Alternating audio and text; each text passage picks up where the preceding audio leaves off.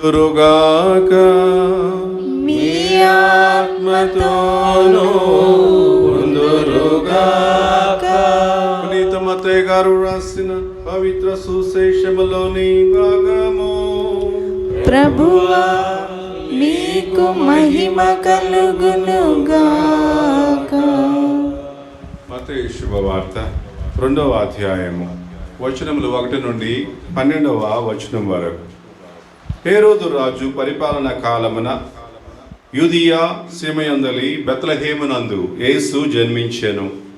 అప్పుడు జ్ఞానులు తూర్పు దిక్కు నుండి యెరూషలేమునకు వచ్చి, యూదుల రాజుగా జన్మించిన శిశువు ఎక్కడా? ఆయన నక్షత్రమును తూర్పు దిక్కున చూచి మేము ఆరాధింప వచ్చితిమి అని అనిరి. ఇది విని హేరోదు రాజు యెరూషలేము నగరవాసులందరూ కలత చెందిరి. అంతటా రాజు ప్రజల ప్రధానార్చకులను ధర్మశాస్త్ర బోధకులను సమావేశపరచి క్రీస్తు ఎచ్చట జన్మించును అని ప్రశ్నించాను. యూదయ సీమయందలి బెత్లెహేమునందు అని వారు సమాధానమిచ్చిరి. యూదయ సీమయందలి బెత్లెహేమ, నీవు యూదా పాలకులలో ఎంత మాత్రమును అల్పమైన దానవు కావు. ఎలయనా నా ఇశ్రాయేలు ప్రజలను పరిపాలించు నాయకుడు నీలో నుండి వచ్చును అని ప్రవక్త రాసి ఉండెను. అంతటా హేరోదు ఆ జ్ఞానులను రహస్యముగా పిలిపించి నక్షత్రము కనిపించిన సమయమును వారి నుండి జాగ్రత్తగా తెలుసుకొనెను. పిమ్మట అతడు వారిని బెత్లెహేమునకు పంపుచు, మీరు వెళ్ళి జాగ్రత్తగా ఆ శిశువు జాడను కనుగొని నాకు తెలియచేయుడు, నేనును వెళ్ళి అతనిని ఆరాధింతును అని అనెను. రాజు మాటలను ఆలకించి ఆ జ్ఞానులు వెళ్ళిపోయిరి. అదిగో తూర్పు దిక్కున వారి ముందు నడిచిన నక్షత్రము మరలా కనిపించి వారికి మార్గదర్శిని అయి ఆ శిశువు ఉన్న స్థలముపైకి వచ్చి నిలచెను. వారు ఆ నక్షత్రమును చూచినప్పుడు ఎంతో ఆనందించిరి. అంతటా వారు ఆ గృహమున ప్రవేశించి తల్లి మరియమ్మతోనున్న బిడ్డను చూచి సాష్టాంగపడి ఆరాధించిరి. పిదప తమ సంచులను విప్పి ఆ శిశువునకు బంగారము, సాంబ్రాణి, పరిమళ ద్రవ్యములను కానుకలుగా సమర్పించిరి. హేరోదు చెంతకు మరలిపోరాదని స్వప్నమున దేవుడు వారిని హెచ్చరింపగా వారు మరొక మార్గమున తమ దేశములకు తిరిగిపోయిరి. ఇది క్రీస్తు సువిశేషము. క్రీస్తువా మీకు స్తుతి కలుగునుగాక.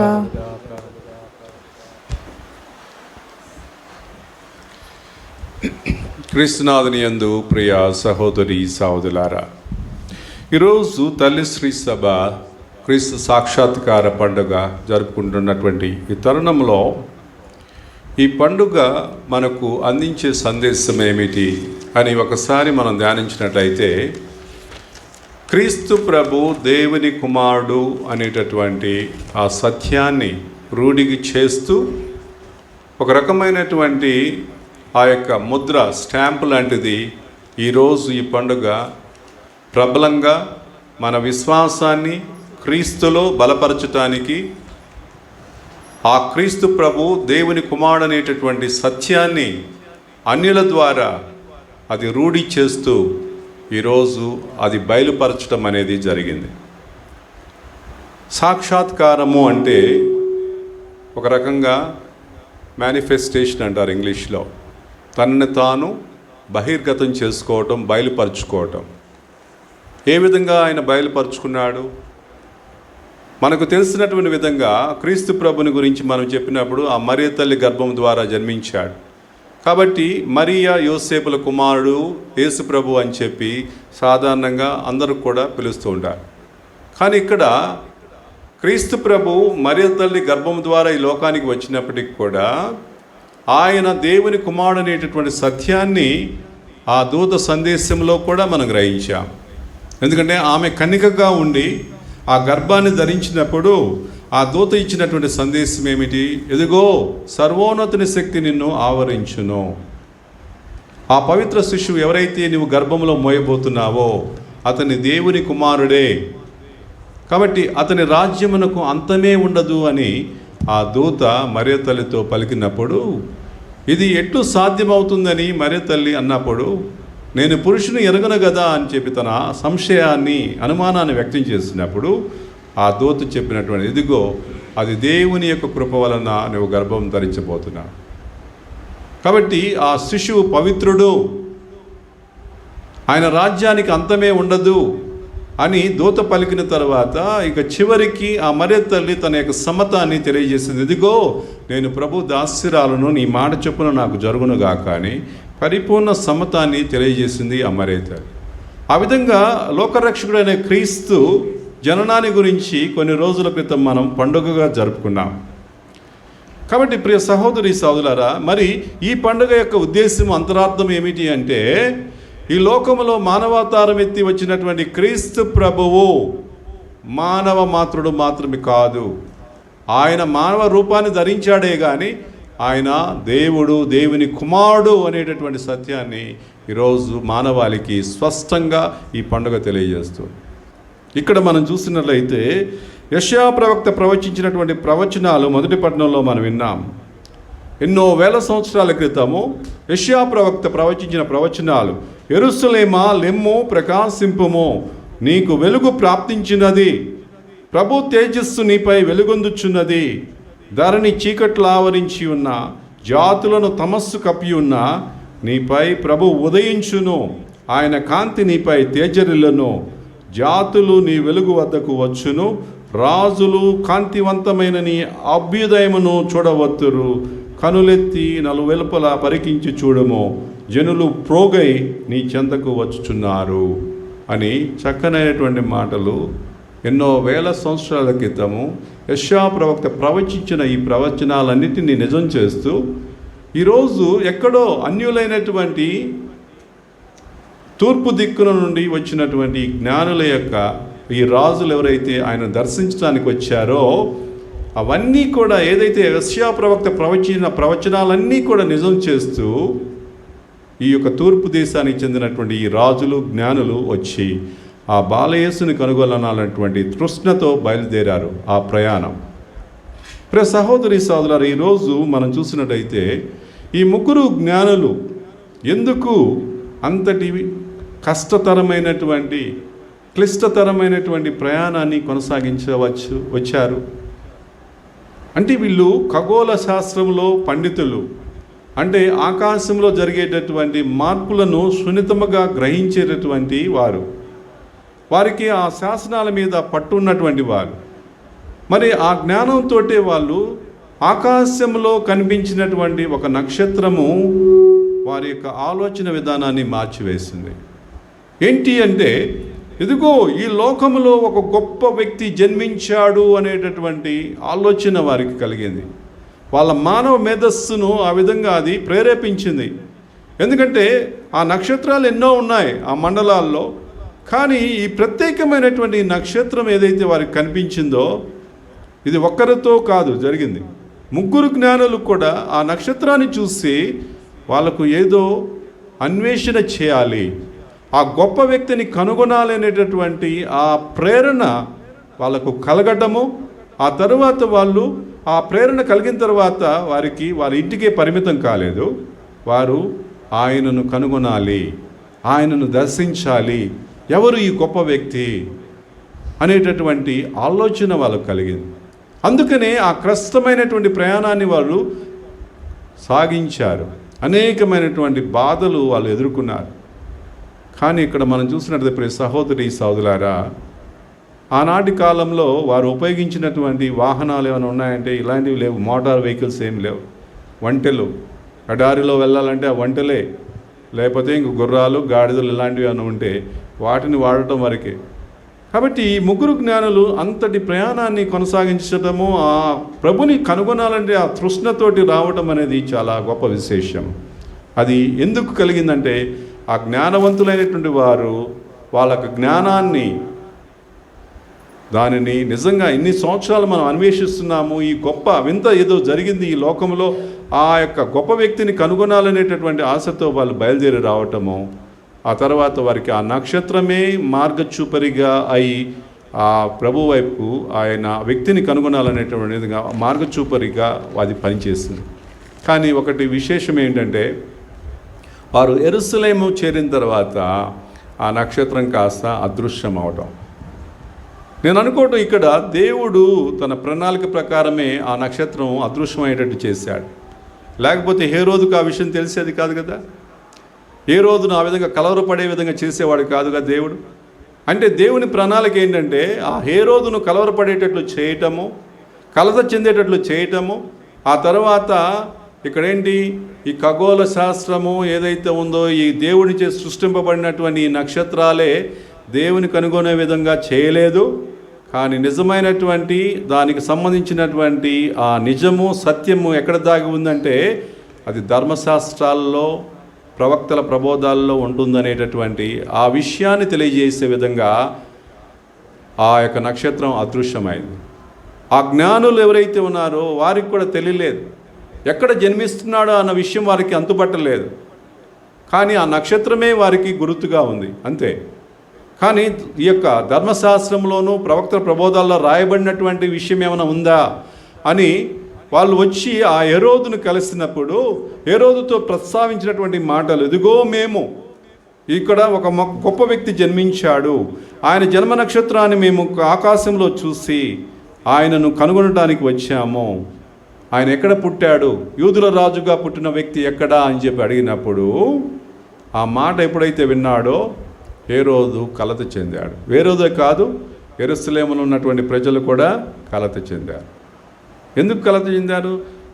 ఇక హేరోదు కాకుండా ఇంకా రాజు ఉన్నాడా, ఎవరు ఆ రాజు అనేటటువంటిది ఆయనను కనుగొనాలి. ముఖ్యంగా హేరోదుకి చాలా బాధ కలిగింది, భయం కలిగింది. అరే, నాకు పోటీగా ఇంకొకరు వస్తున్నాడా, నా సింహాసనాన్ని అధిష్ఠించడానికి ఇంకొక రాజు ఉన్నాడా, ఎవరు అతన్ని కనుగొనాలని, అతన్ని చంపాలనే దురుద్దేశము అతనికి కలిగింది. కానీ ఇక్కడ జ్ఞానులు ఏంటంటే ఆ శాస్త్రాన్ని చూసిన తర్వాత ధర్మశాస్త్ర బోధకులు చెప్పిన విషయాన్ని చూశారు. అక్కడ ఆయన బెత్లెహేములో జన్మిస్తాడు అని చెప్పి ఆ యొక్క వచనాల్లో రాయబడి ఉన్నదని చెప్పి అన్నప్పుడు వెంటనే అక్కడ మనం చూసినట్టయితే ఏమంటున్నాడు, ఆ జ్ఞానులను రహస్యముగా పిలిచి నక్షత్రము కనిపించిన సమయమును వారి నుండి జాగ్రత్తగా తెలుసుకొనెను. అటు పిమ్మట వారిని బెత్లెహేమునకు పంపుచు హేరోదు ఏమంటున్నాడు, మీరు వెళ్ళి జాగ్రత్తగా శిశువు జాడను కనుగొని నాకు తెలియజేయుడు, నేను వెళ్ళి అతన్ని ఆరాధింతును అని చెప్పి అన్నాడు. కానీ ఇక్కడ హేరోదు మనసులో ఉన్నది ఆలోచన విధానం వేరు. అతన్ని ఆరాధించడానికి కాదు, అతని జాడను కనుగొని అతన్ని తుదముట్టించాలా, చంపాలనేటటువంటి ఆ నిర్ణయాన్ని తన హృదయంలో నిలుపుకున్నాడు హేరోదు. కానీ జ్ఞానులకు అది తెలియదు.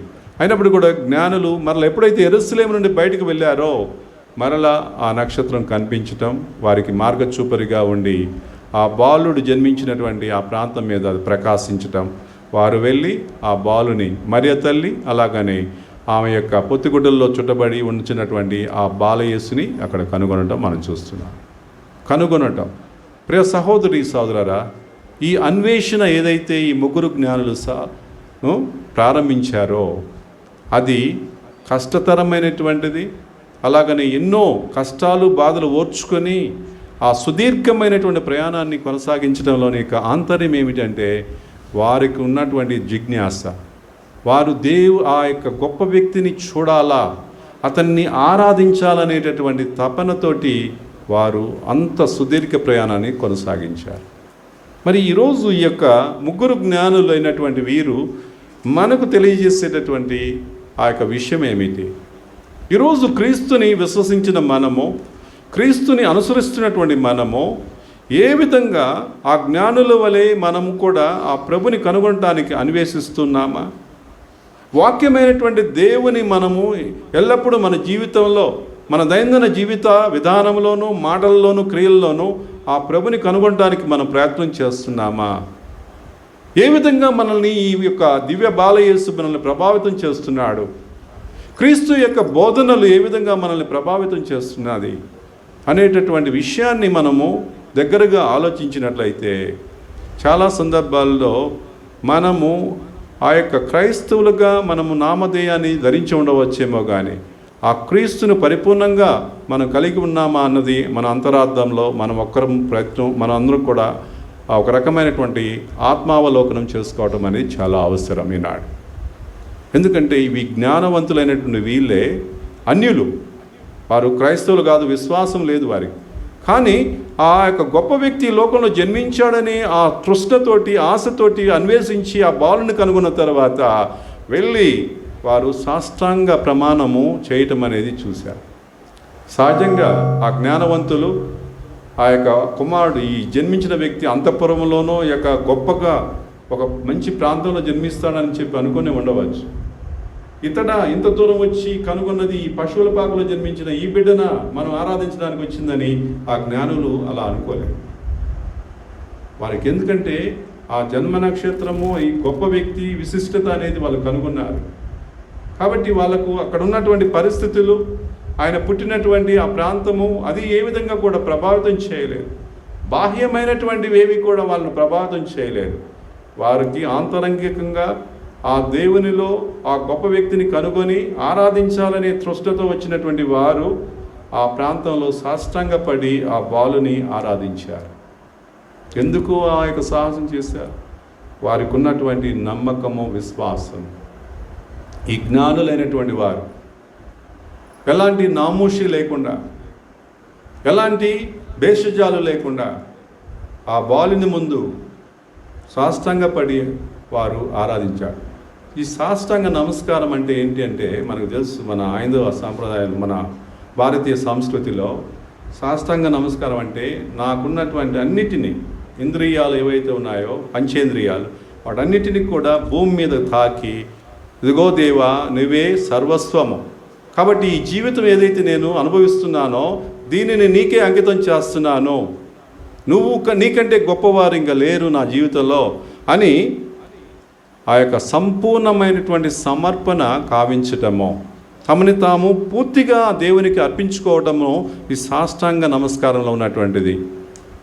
అంటే దేవునిగా అంగీకరించటము, సృష్టికర్త అయినటువంటి దేవుని మాత్రమే ఆరాధించాలా, ఆయన ముందే నేను సాగిలపడి ఆయనకే ఆరాధన, స్తుతి, మహిమ కలగజేస్తాననేటటువంటి అర్థాన్ని అక్కడ ఆ జ్ఞానులు పరిపూర్ణంగా సమర్పించారు. వారి జీవితాలు ఆ యొక్క బాలుని ముందు మోకరిల్లి వారు సాష్టాంగపడి ఆరాధించడం అంటే పరిపూర్ణ సమర్పణ వారు కావించారు. అంటే వారి యొక్క విశ్వాసము ఆ ప్రభు ఎడల వారు కనబరిచారు. ఆయన యొక్క గొప్పతనాన్ని అక్కడ వారి యొక్క ఆ క్రియ ద్వారా వారు తెలియజేస్తున్నారు. అంతేకాదు ఆ తర్వాత వారు తీసుకువచ్చినటువంటి ఆ సంచులను విప్పి బంగారము, సాంబ్రాణి, పరిమళ ద్రవ్యము, ఈ మూడు ఆ యొక్క ప్రభువునకు సమర్పించటము మనం చూస్తే వాటికి కూడా అంతరము ఉంది.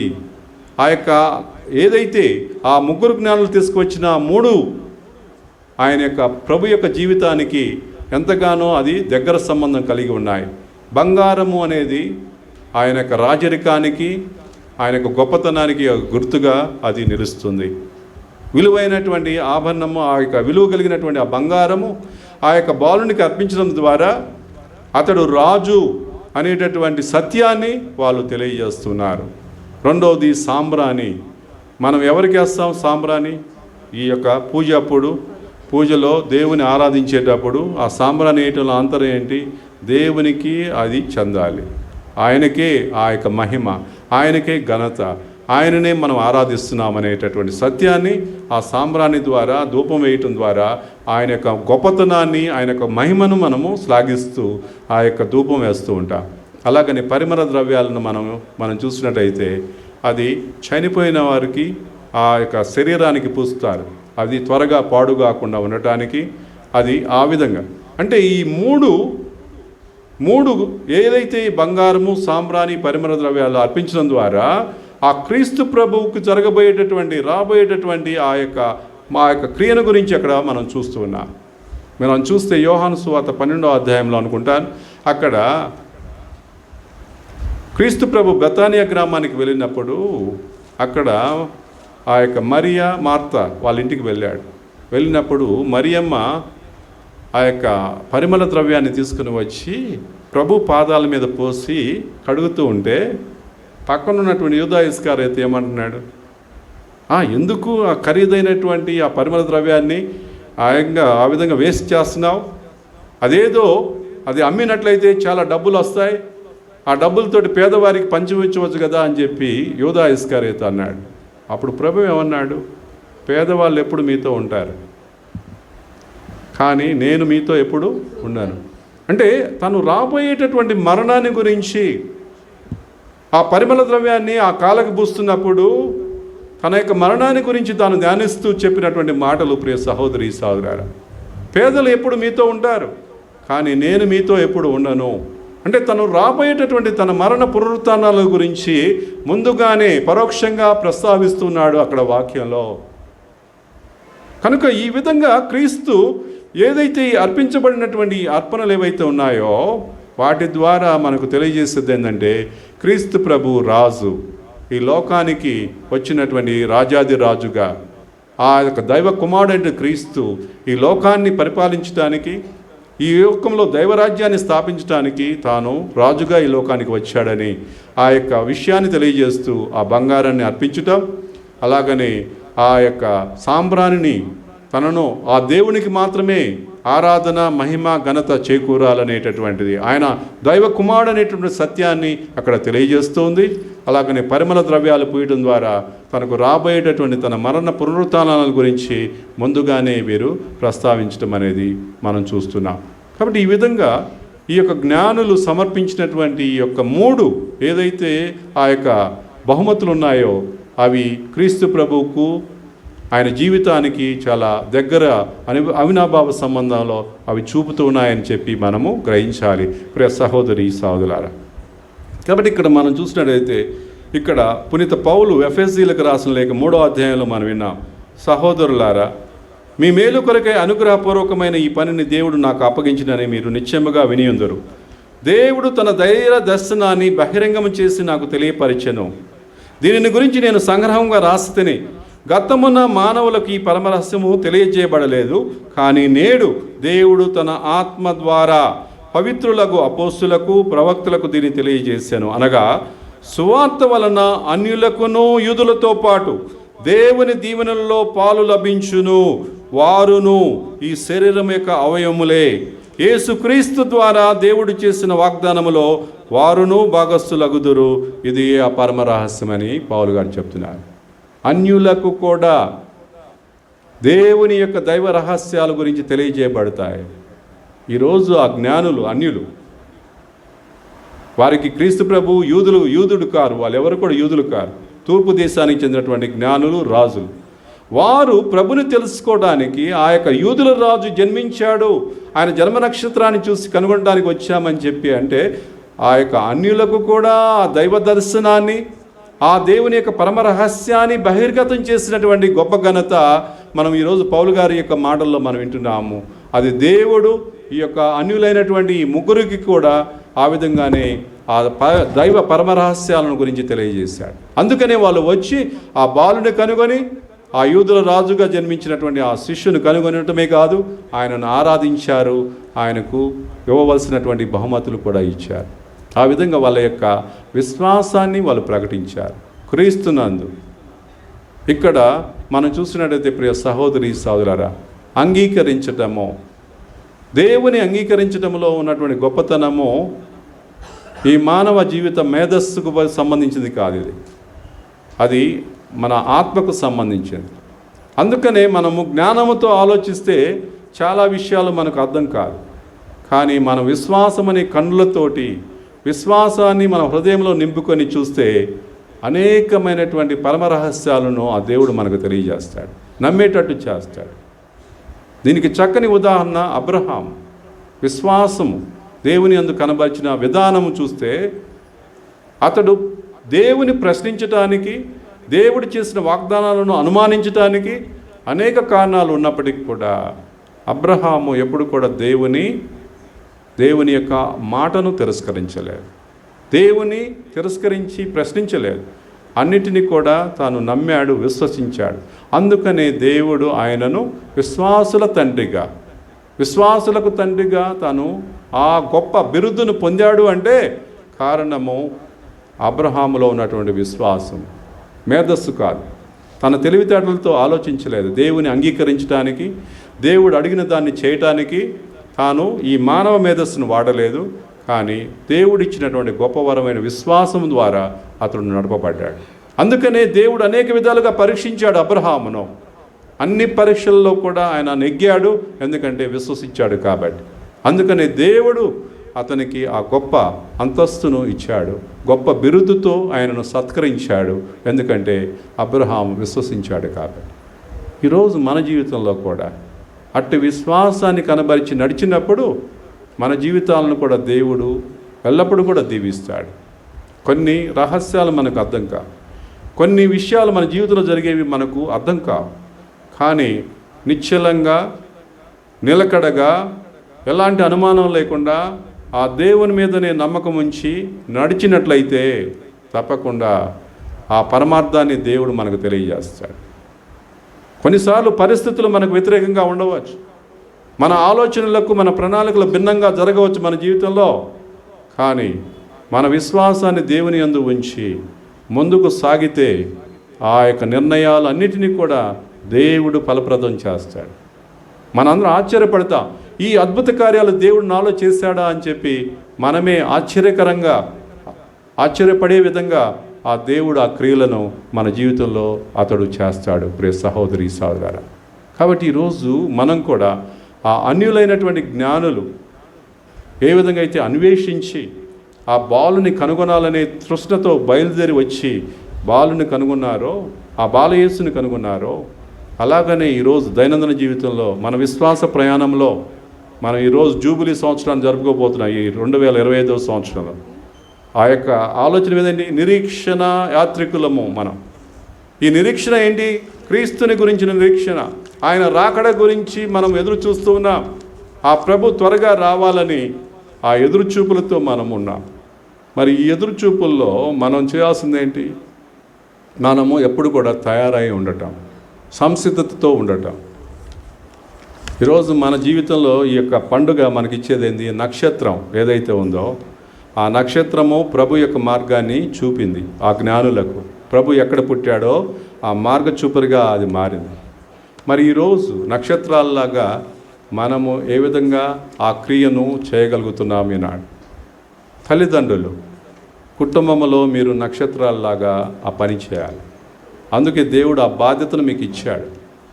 ఎప్పుడైతే మీ బిడ్డలను మీరు దేవుని భయభక్తుల్లో పెంచుతారో, మీ బిడ్డలను మీ విశ్వాసంలో మీరు ఏ విధంగా జీవిస్తున్నారో అదే జీవితాన్ని, అదే విశ్వాసాన్ని మీ బిడ్డలకు కూడా పంచి ఇచ్చినప్పుడు వారు కూడా మిమ్మల్ని అనుసరిస్తారు.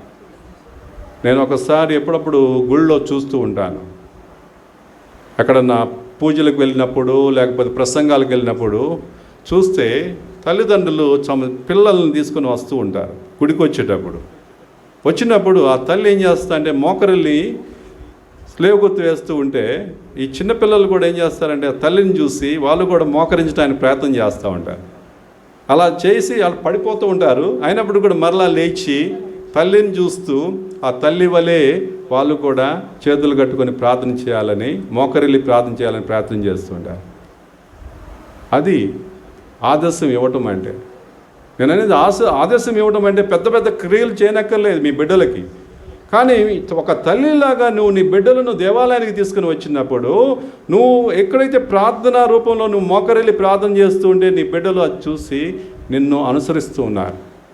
అదే నేర్పించడం అంటే, ప్రార్థన చేయటము, దేవుని దగ్గరికి వచ్చి దేవునిలో ఎదిగేటట్లు చేయటం అంటే ఈ చిన్న చిన్న క్రియల ద్వారానే మనము ఆ యొక్క దేవుని అనుసరించే విధంగా చేయవచ్చు. ప్రియ సహోదరి సహోదరులారా, అలాగనే ఇంకొక విషయంలో మనం చూసినట్లయితే ఒకసారి ఒక పిల్లవాడు చిన్నప్పుడు, అంటే సహజంగా పిల్లలు చిత్త పనులు చేస్తూ ఉంటారు కదా చిన్నప్పుడు. ఒకరోజు ఆ పిల్లవాడు ఏం చేశాడంటే, ఒకరోజు స్కూల్కి వెళ్ళేటప్పుడల్లా ఆ దారిలో మామూలుగా ఈ కోలను ఉంటాయన్నమాట, యారో మార్కులు. వెనకట చూస్తే దారి చూపిస్తూ ఉంటుంది. ఇలాగ కట్టివరం రావాలంటే అక్కడ రోడ్డు ఉంటుంది కదా మీ బ్రిడ్జ్ దగ్గర, ఆ యారో మార్కు కట్టివరం రాసి ఉంటుంది. అటుపక్క విజయవాడ అని, ఇటుపక్క వెళ్తే తెనాలి టౌన్ అని, అవతల పక్కకి వెళ్తే ఇంకా ఏదైనా రాసింది అనుకోండి. వీడేం చేసేవాడంటే రోజు స్కూల్కి వెళ్తూ ఈ పిల్లవాడు దాన్ని రొటేట్ చేసేవాడు. ఆ డైరెక్షన్ మార్చేవారికల్లా ఏం చేస్తారు, ఒకవేళ ఎవడన్నా తెలియని వాడు కట్టివరం రావాలనుకుండా వాడు కాస్త కట్టివరం కాస్త తెనాలి వైపు ఉంటుందన్నమాట. విజయవాడ నుంచి వచ్చేవాడు కటివరం రావాలంటే కటివరం రాకుండా ఇటుందని చెప్పి తెనాలి చేరేవాడు. అలాగా విజయవాడ వెళ్ళాలనుకున్నవాడు ఆ కటివరం వచ్చేవాడు. ఆ విధంగా వాడు ఎంతోమందిని ఆ యొక్క రాంగ్ డైరెక్షన్లో నడిపించేవాడు.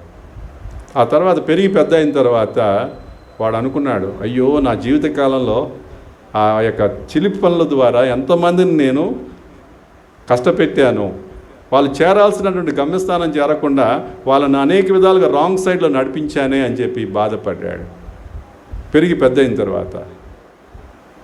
ఈరోజు మనకు కూడా జ్ఞానోదయం అనేది కలగాలి.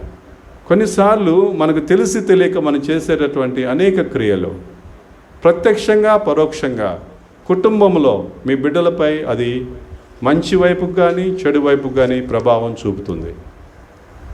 అది మన మాటల్లో కానీ క్రియల్లో కానీ. మనం అనుకోవచ్చు నేనేం చేయలేదు కదా, కానీ మనం చేసేవన్నీ కూడా పిల్లలు గమనిస్తూనే ఉంటారు. కాబట్టి ప్రియ సహోదరి సహోదరులారా, ఈ యొక్క గొప్ప ఆదర్శాన్ని మీరు మీ బిడ్డలకు అందించినప్పుడు వారు తెలియకుండానే దేవునిలో ఎదుగుతారు, దేవుని భయభక్తుల్లో ఉంటారు. అలా కాకుండా మనము ఏదైనా చెడు క్రియలు చేస్తూ ఉంటే దానికి ప్రభావము బిడ్డలపైన కూడా ఉంటుంది, కుటుంబం పైన కూడా ఉంటుంది. కాబట్టి ఈరోజు ఈ యొక్క పండుగ మనకి ఇచ్చే సందేశం ఏంటి? మనందరం కూడా ఆ యొక్క నక్షత్రం వలె దేవుని వైపుకు మార్గచూపరిగా మొట్టమొదట మన కుటుంబంలో వారికి, అలాగనే మన విశ్వాసం ద్వారా మనం జీవించే జీవిత విధానం ద్వారా అన్యులకు వారు కూడా ప్రభుని చూసి ప్రభు వైపుకి వచ్చే విధంగా మార్చగలిగేది, ఆ విధంగా నక్షత్రాలాగా మారటం అనేది ఇది ఈరోజు ఈ యొక్క పండుగ మనకిచ్చే సందేశం. మనం అలాంటి మంచి మార్గచూపరులుగా మారటానికి ప్రయత్నం చేద్దాం. ఈ పండుగ మనకిచ్చే సందేశం కూడా అదే. అలాగనే చివరిగా మనము ఆ యొక్క ఎవరైతే జ్ఞానులు హేరోదును కలిసిన తర్వాత బాలుని దర్శించిన తర్వాత ఆ స్వప్నంలో కలలో ఆ దేవదూత చెప్పినట్లుగా హేరోదు దగ్గరికి రాకుండా వేరే మార్గంలో వెళ్ళారు. అంటే వారు ఆ చెడు వైపుకు రావడానికి దేవుడు ఇష్టపడలేదు. వారిని ఆ యొక్క దుర్మార్గుని యొక్క ఆలోచన విధానాన్ని గ్రహించిన దేవుడు ఆ యొక్క హేరోదు యొక్క దగ్గరకు రాకుండా వేరే మార్గంలో వెళ్ళేటట్టుగా చేశారు. ఈరోజు కొన్నిసార్లు మన సమాజంలో కానీ సంఘంలో కానీ ఇలాంటి దుర్మాతృక కలిగినటువంటి ఆ యొక్క మార్గాలు ఏమైనా ఉంటే వాటిని మనం వెతుక్కుంటూ వెళ్ళకుండా మనం కూడా దేవుని కృపతో దేవుడిచ్చినటువంటి అనుగ్రహాలతో జ్ఞానంతో మనము మంచి మార్గంలో వైపుకు నడవటానికి ప్రయత్నించేద్దాం. అందుకనే ప్రార్థన అవసరం. కొన్నిసార్లు మనకు తెలియదు నేను ఏ మార్గంలో వెళ్ళబోతున్నానో, లేకపోతే నేను నడిచేటటువంటి మార్గము కరెక్టా కాదా అన్నది మనకు తెలియకపోవచ్చు. అందుకని ప్రార్థన చేసినప్పుడు ఆ దేవుడు మనకు ఆ యొక్క సమాధానం ఇస్తాడు. ఎలా నడవాలో ఎలా నడిపించాలో ఆయనకు తెలుసు. కాబట్టి మనం ఏం చేయాలంటే ఆ దేవుని సందర్శించటం, దేవుని దగ్గరికి వచ్చి మన కష్టాన్ని అలాగనే మన యొక్క జీవిత విధానాన్ని పంచుకున్నప్పుడు దేవుడు మనకు అనేక విధాలుగా తెలియజేస్తాడు. అది అనేక రూపాల్లో తెలియజేయవచ్చు ప్రియ సహోదరి సహోదరులారా. కాబట్టి ఈ పండుగ మనందరి జీవితాల్లో ఆనందాన్ని సంతోషాన్ని నింపాలని, అలాగనే ఆ జ్ఞానులు కష్టతరమైనటువంటి ప్రయాణాన్ని కొనసాగించి ఆ బాలయేసుని కనుగొనే వరకు ఆ అన్వేషణ ఆపకుండా ఆ బాలుని కనుగొన్న తర్వాత ఏ విధంగా సాష్టాంగపడి ఆ బాలుని ఆరాధించారో, వారు తెచ్చినటువంటి ఆ బహుమతులు ఇచ్చి ఆ ప్రభుని శ్లాఘించారో, అదేవిధంగా మనం కూడా మన దైనందిన జీవితంలో మన కుటుంబంలోనూ అలాగనే మన వ్యక్తిగత జీవితంలోనూ ఆ దివ్య బాలయేసుని కనుగొని ఎల్లప్పుడూ ఆయనను ఆరాధించి మహిమపరిచే వ్యక్తులుగా కుటుంబాలుగా మారటానికి మనం ప్రయత్నం చేద్దాం. ఆ శక్తిని కృపనివ్వమని ఆ బాలయేసుని ఈ పూజా బలిలో వేడుకుందాము. ఆమేన్. పితా పుత్ర పరిశుద్ధ ఆత్మ నామమున ఆమేన్.